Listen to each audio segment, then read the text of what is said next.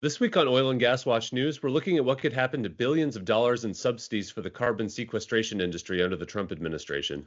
Carbon capture and sequestration is a technology meant to counteract climate change by removing carbon dioxide from industrial exhaust or sucking it out of the atmosphere and burying it deep underground. More than 160 of these projects have been proposed across the U.S., funded by billions of dollars in taxpayer subsidies approved by the Biden administration. But Donald Trump, who has called climate change a hoax, is returning to the White House on January 20th.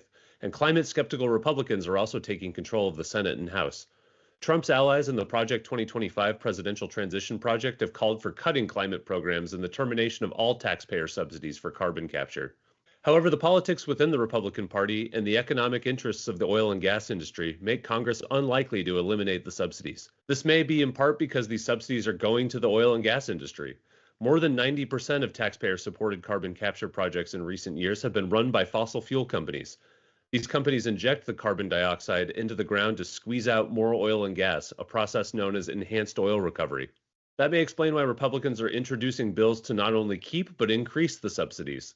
Senator John Barrasso of Wyoming and two other Republican senators recently introduced legislation that would pay companies more for carbon capture and enhanced oil recovery. At least 7 carbon capture projects are planned in Senator Barrasso's state, Wyoming, including 2 run by a subsidiary of ExxonMobil. ExxonMobil and its employees gave more than $18,000 to Barrasso's political campaign in the most recent election cycle, according to OpenSecrets.org. One co-sponsor of the bill was Senator Bill Cassidy, a Republican from Louisiana. There are at least 60 carbon capture projects proposed in Louisiana. To learn more about the politics around carbon capture subsidies, visit news.oilandgaswatch.org.